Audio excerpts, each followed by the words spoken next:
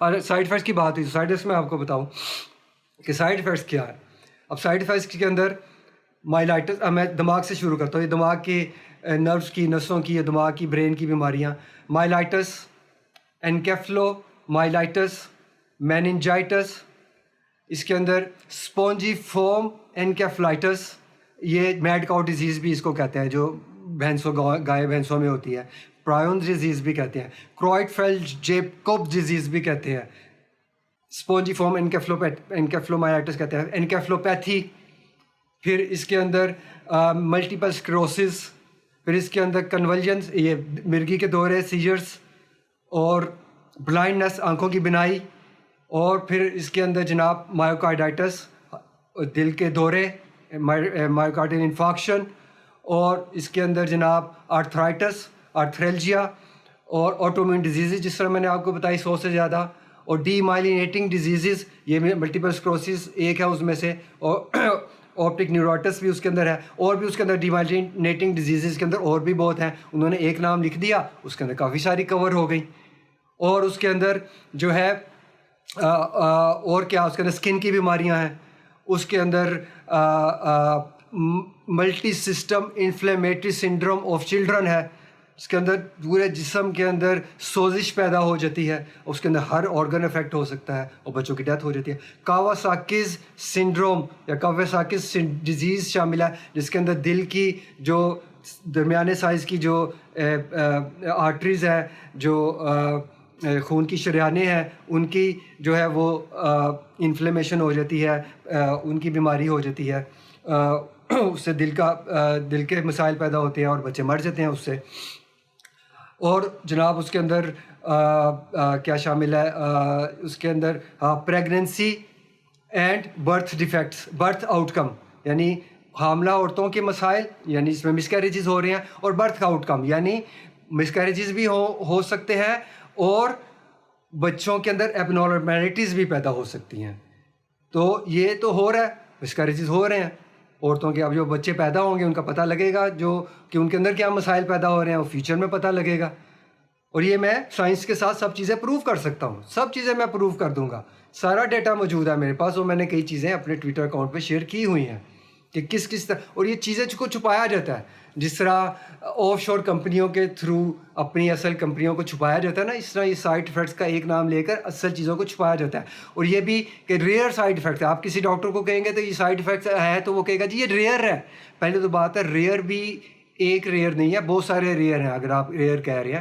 اور دوسری بات یہ ہے کہ جس کو ہو گیا اس کے لیے تو ریئر نہیں ہے، اس کے لیے تو ہو گیا. اور ایسی بیماری جس کا جو ڈیتھ ریٹ ہے 0.1% سے کم ہے، اس کے لیے آپ اتنا بڑا رسک لے رہے ہیں. اور پھر یہ ریئر کو بھی ریئر بنایا جاتا ہے. یہ ڈیٹا جو کلینکل ٹرائلز کا ڈیٹا ہے، اس کو مینیپولیٹ کیا جاتا ہے. اب یہ میں آپ کو ایک اور مسئلہ بتاؤں کیا ہے کہ جو کلینکل ٹرائل ہوتا ہے ویکسینز کا، اس کے اندر ایک ویکسین دی جاتی ہے مریض کو، اور ایک جو ہے وہ پلیسیبو دیا جاتا ہے. تو اس کے اندر پلیسیبو فلو ویکسین میں بھی، اور یہ کرونا وائرس کی ویکسین میں بھی میننجائٹس ویکسین کو دیا جا رہا ہے. اور بھی ویکسینز کے اندر ایسے ڈرامے کرتے ہیں وہ. تو میننجائٹس ویکسین کے اپنے بڑے نقصان ہیں، تو وہ اس کو کمپیئر کرتے ہیں کہ یہ اس کے اندر بھی یہ مسئلہ ہوا ہے، اس کے اندر بھی یہ مسئلہ ہوا ہے، اس لیے یہ کلینکلی سگنیفیکینٹ نہیں ہے، اس کی اسٹیٹسٹیکل سگنیفیکنس نہیں ہے. تو اس کو کچھ کو تو بالکل ہی نہیں ایڈ کرتے، اور کچھ کو ایڈ کر دیتے ہیں کہ یہ بہت کم کلینکل سگنیفیکنس ہے، یعنی بہت ریئر ہے. یہ اس کی ایبسولیوٹ ویلیو نہیں لیتے، جیسا میں نے پہلے بتایا ہے کہ ایبسولیوٹ ویلیو، یعنی اینٹی باڈیز ایبسولیوٹ نہیں لی انہوں نے کہ ایبسولیوٹ کتنی پیدا ہو رہی ہیں، ریلیٹیو لی اس دوسری ویکسین سے، ریلیٹیو. وہ پلیسیبو اصولی طور پر تو وہ نارمل سلائن ہونا چاہیے، وہ نمک جو ڈرپ ہوتی ہے سلائن کی جس میں نمک ملا ہوتا ہے وہ ہونا چاہیے، لیکن وہ ویکسین ہوتی ہے. تو وہ ریلیٹیو ویلیو لیتے ہیں، ایبسولیوٹ ویلیو نہیں لیتے.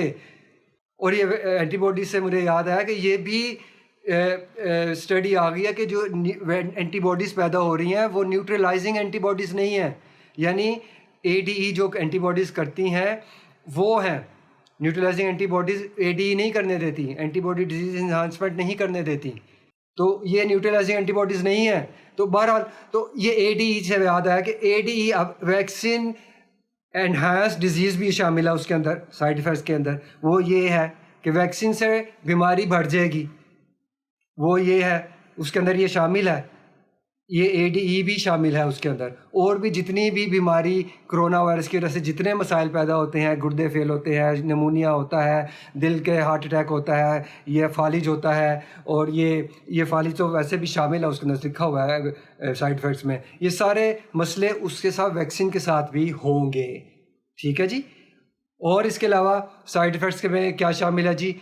اس کے علاوہ شامل ہے تھرومبوسائٹوپینیا شامل ہے, کلوٹنگ شامل ہے, اور وہ بھی مجھے آتے ہیں ابھی یاد, تو میں آپ کو بتاتا ہوں. یہ سارے سائیڈ ایفیکٹس اس کے اندر شامل ہے. تو اتنا بڑا رسک ایسی چیز کے لیے لے رہے ہیں جس کی کوئی گارنٹی نہیں ہے کہ وہ آپ کو بچائے گی, اور سائیڈ ایفیکٹس کی گارنٹی ہے, وہ لکھ دی ہے کہ سائیڈ ایفیکٹس تو ہے اس کے اندر, یہ ہوں گے, لیکن فائدے کی کوئی گارنٹی نہیں ہے. اور ایسی بیماری جس کی ڈیتھ جو ہے وہ پرسنٹیج 0.1% سے کم ہے. یہ آپ کو سنیک آئل دیا جا رہا ہے, اس کو سنیک آئل کہتے ہیں, یعنی کہ سانپ کا تیل بیچا جا رہا ہے آپ کو, جس کی کوئی حقیقت نہیں ہے. بہت بڑا فراڈ ہے, بہت بڑا فراڈ ہے, تاریخ کا سب سے بڑا فراڈ ہے اس وقت. اچھا.